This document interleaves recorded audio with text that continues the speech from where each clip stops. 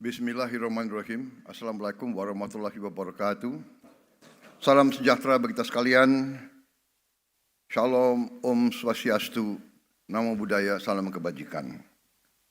Saudara sekalian, Bapak-bapak, Ibu-ibu yang saya hormati, para Menteri Koordinator, Menteri Kabinet Merah Putih, Wakil Menteri Kepala Badan yang hadir, Gubernur Bank Indonesia yang saya hormati, yang juga adalah Ketua Umum Ikatan Sarjana Ekonomi Indonesia, ISAI.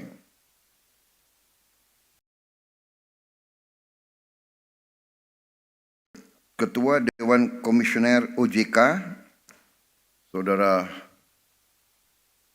Mahendra Siregar, terima kasih kehadirannya. Ketua Dewan Komisioner Lembaga Penjamin Simpanan, Saudara Purbaya Yudi Sadewa. Ketua Komisi 11 DPR RI. Para perwakilan dari ISAI, Ikatan Sarjana Ekonomi Indonesia, INDEF, para guru besar ekonomi dari universitas-universitas yang berkenan hadir, para pelaku perbankan, para direktur utama Himbara, para ketua asosiasi ekonomi dan usaha, antara lain Ketua Umum Apindo, Kadin, HIPMI, ini banyak singkatan ya. AEI, PAI, APII, HKTI, saya hafal HKTI, AAJI, AAUI, AParindo, ASIPindo, CSIS, Perbanas Asuransi, Serikat Pekerja, Serikat Tani, dan lain sebagainya. Tolong nanti staff lebih rinci ya supaya jelas. Rekan-rekan pers, media, tamu undangan yang saya hormati. Tentunya sebagai insan yang bertakwa, marilah kita tidak henti-hentinya memanjatkan puji syukur kehadirat Tuhan Maha Besar, Tuhan Maha Kuasa, bagi umat Islam Allah Subhanahu wa Ta'ala, atas segala karunia kesehatan, kedamaian yang diberikan kepada kita sekalian, sehingga kita dapat berkumpul siang hari ini di Aula Bank Mandiri dalam keadaan sehat walafiat. Karena kita masih di awal bulan Syawal, saya ucapkan kepada seluruh umat Islam yang hadir, selamat Idul Fitri 1446 Hijriah, mohon maaf lahir dan batin. Saya sekali lagi ingin di sini atas nama pemerintah mengucapkan terima kasih yang sebesar-besarnya kepada semua instansi, semua lembaga yang telah bekerja keras sehingga bulan puasa Ramadan tahun ini dan acara mudik dan kembali dari mudik berjalan dengan baik, lancar, dan merupakan suatu prestasi yang dilaporkan kepada saya, arus mudik yang terbesar selama ini, lebih besar dari tahun lalu, tapi tanpa kemacetan yang berarti, dan yang lebih memuaskan bagi kita adalah angka kecelakaan yang turun secara drastis. 30% lebih rendah kecelakaan dibandingkan dengan tahun yang lalu. Ini adalah hasil kerja keras, dan ini hasil kerja keras daripada Kementerian Perhubungan dan Kepolisian Republik Indonesia, termasuk juga TNI.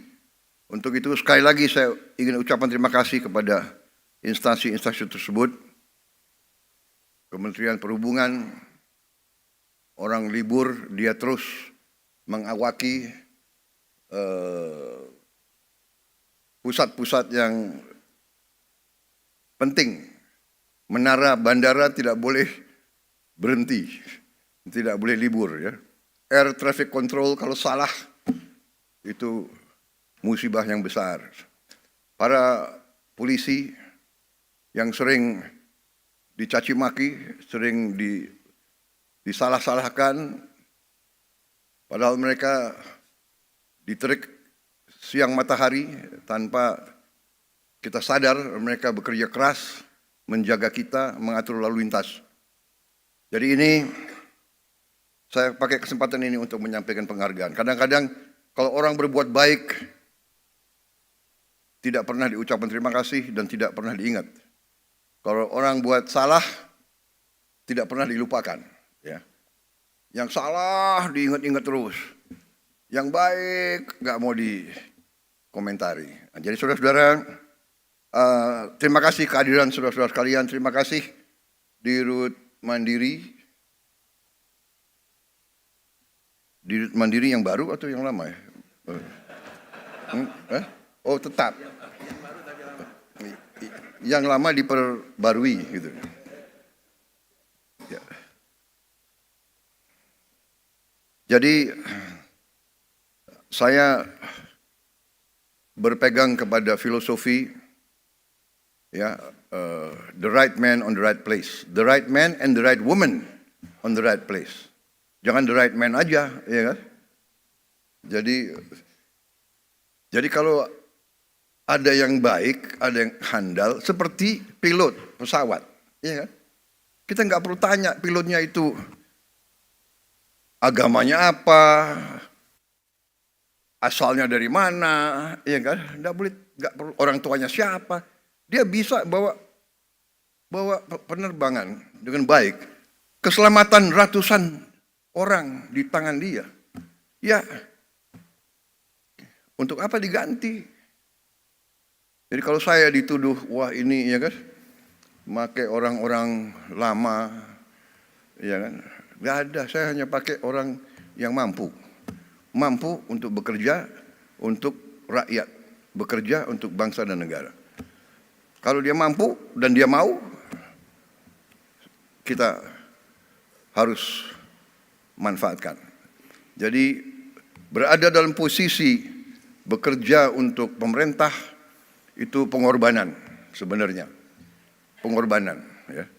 Itu sebagai ucapan terima kasih saya minta acara ini diselenggarakan. Saya minta acara ini diselenggarakan karena saya merasa setelah kita masuki 6 bulan masa bekerjanya pemerintah yang saya pimpin sebagai pemegang mandat dari bangsa, dari rakyat sejak tanggal 20 Oktober 2024, sudah saatnya kita lebih komunikatif, lebih proaktif dalam memberi keterangan tentang keadaan yang berlaku. Kemarin saya sadar beberapa minggu lalu sudah mulai sadar bahwa komunikasi dari pemerintah yang saya pimpin memang agak kurang. Dan itu adalah tanggung jawab saya. Dan saya ingin memberi penjelasan kenapa. Karena saya menganut filosofi evidence-based performance. Jadi saya enggan bicara tanpa bukti nyata. Itu itu sifat saya. Jadi saya harus selalu dinilai, saya minta selalu dinilai oleh hasil yang saya lakukan, prestasi yang saya lakukan. Demikian yang saya minta dari rekan-rekan saya yang dekat. Saya hanya lihat mereka dari pengabdian mereka, dari prestasi mereka, dari energi mereka, dari niat mereka. Saya benar-benar tidak pernah tanya, apakah waktu saya seleksi menteri-menteri ini, apa saya tanya, Anda partai mana, Anda orang tuanya siapa? Kan saya tidak. Suku Anda siapa? Suku Anda apa? Agamamu Anda? Tidak. Evidence based. Nah, dan saya percaya, saya kira, saya berpendapat sebenarnya rakyat pun akan menilai dengan hasil. Ya, saya memang sering diejek karena saya juga membuka kesempatan untuk diejek, ya kan? Kan saya bilang saya nggak suka orang yang hanya omon-omon. Akhirnya omon-omon jadi apa tuh? Jadi populer ya, dipakai di seluruh Indonesia itu. Iya kan? Dan saya nggak suka hanya omon-omon. Terus terang aja. Jadi saya pikir oke, begitu saya ditetapkan sebagai pemenang oleh KPU, saya kumpulkan tim kecil dan kita mulai bekerja.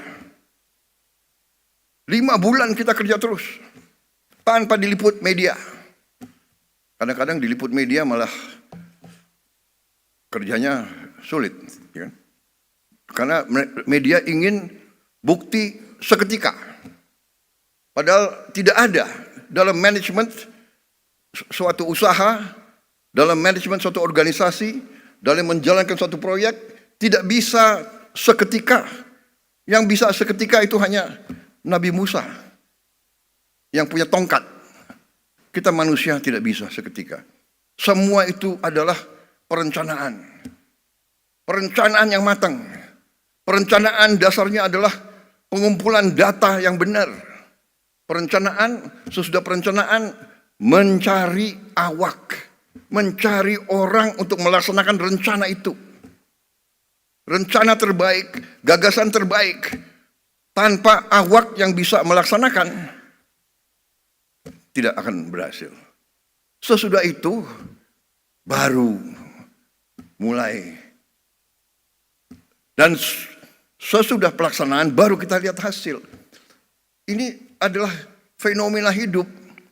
Nggak bisa kita tanam pohon, kita minta buahnya turun lusa. Tidak mungkin. Ini melawan hukum alam.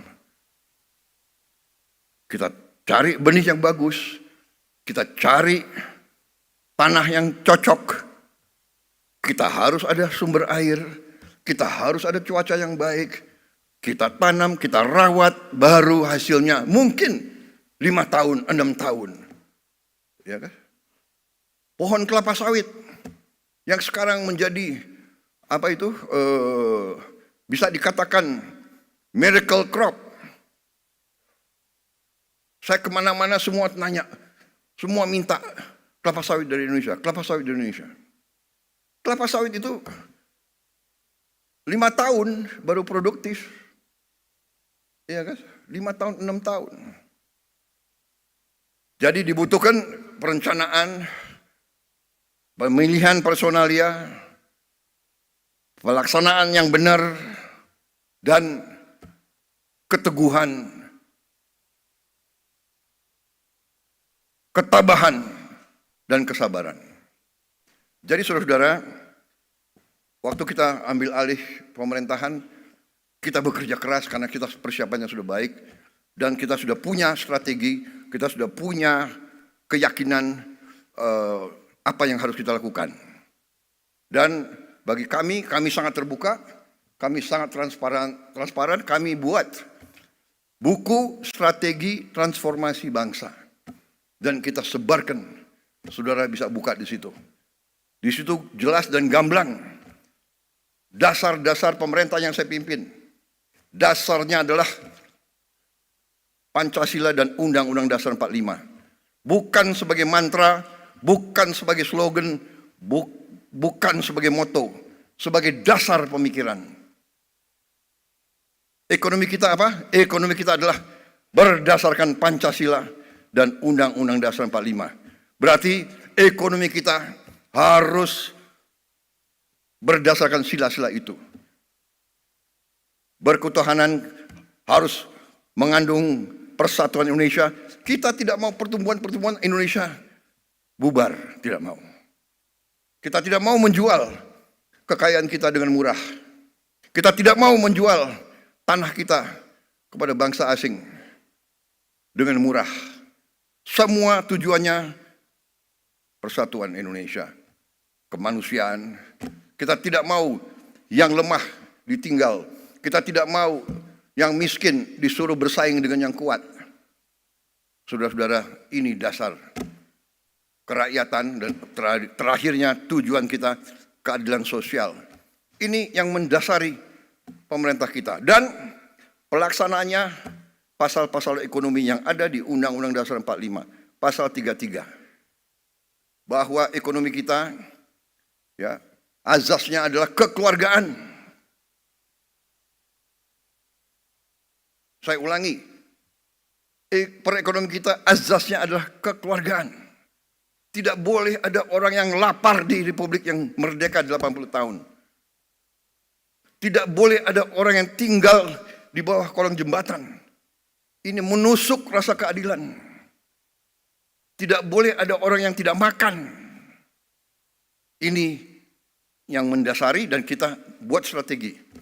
Strategi kita ternyata adalah sejalan dengan PBB, dengan United Nations Sustainable Development Goal. Yang utama food, energy, water, dan SDG, sasaran SDG yang lainnya semua. Ini dasar kita. Karena itu, swasembada pangan menjadi sasaran kita, swasembada energi, swasembada dan manajemen air yang baik, dan tentunya industrialisasi supaya nilai tambah ada di Republik kita. Saudara-saudara, apa yang terjadi sekarang, goncangan dunia akibat negara yang ekonominya terkuat, membuat kebijakan-kebijakan, memberi peningkatan tarif yang begitu tinggi kepada banyak negara. Ini bisa dikatakan menimbulkan ketidakpastian dunia. Banyak negara yang cemas, ya.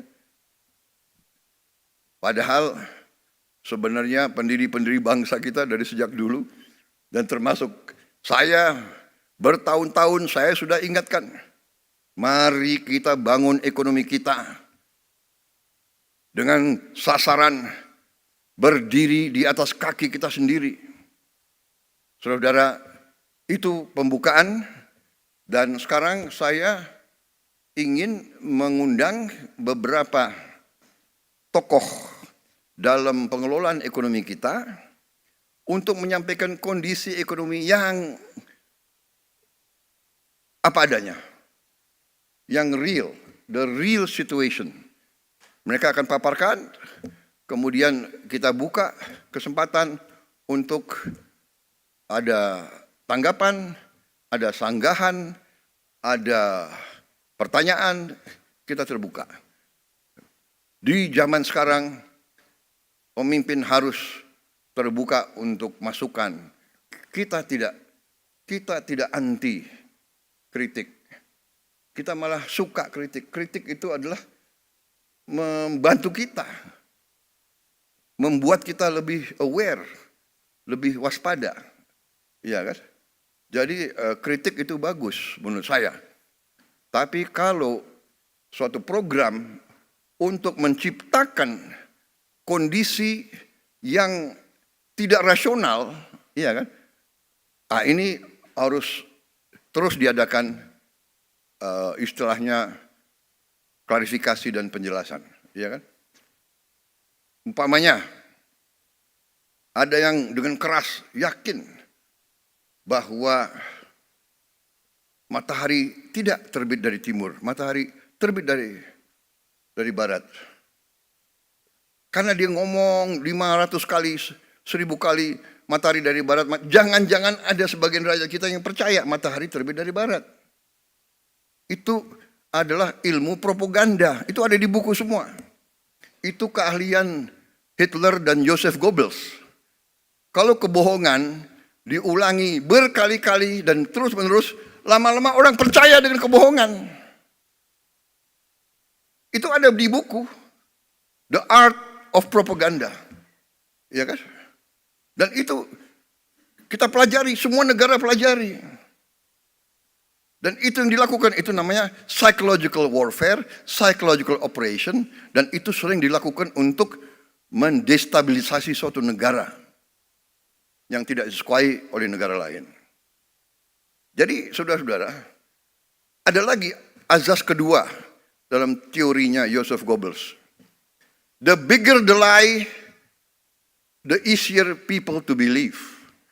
Jadi kebohongan yang lebih besar, mudah untuk orang percaya. Oh ya, jangan-jangan benar ya, ya kan?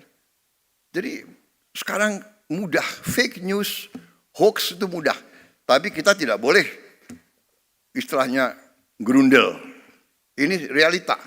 Karena itu ya kita terbuka. Ya, sesuatu serangan kebohongan hanya bisa dihadapi dengan membuka diri, memberi penjelasan apa adanya, berdasarkan fakta, berdasarkan kenyataan, berdasarkan ilmu dan matematik. Ya kan? Kebohongan bisa diteruskan, tapi satu saat begitu kebohongan kelihatan, hilang kepercayaan dari orang. Nah itu saudara-saudara. Jadi suatu rezim atau suatu organisasi atau suatu kelompok yang melancarkan sesuatu atas dasar kebohongan akan dipatahkan. Saya juga heran. Ya, ada orang yang mengatakan Indonesia gelap. Ya, saya kalau dia memang merasa gelap ya itu hak dia. Tapi kalau saya bangun pagi saya lihat Indonesia cerah. Iya kan? Kalau saya ketemu petani, petani gembira. Harga pangan, peningkatan hasil mereka naik secara drastis. Produksi naik secara drastis. Kita potong semua regulasi yang nggak benar. Kita sederhanakan. Saudara-saudara, ada Menteri Pertanian di sini. Menteri Pertanian itu selalu ada di sawah. Keliling kemana-mana, ya sudahlah, nggak apa-apa.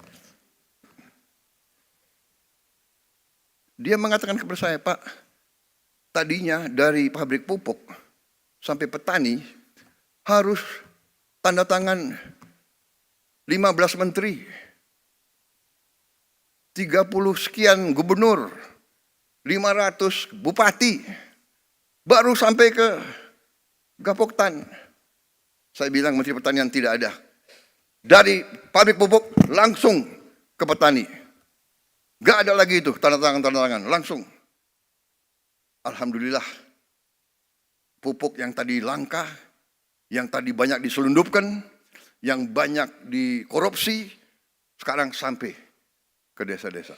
Hanya ada beberapa tempat yang masih, saya dapat keluhan dari Gubernur Aceh, pupuk di situ masih sedikit kurang lancar. Ya ini segera kita akan atasi.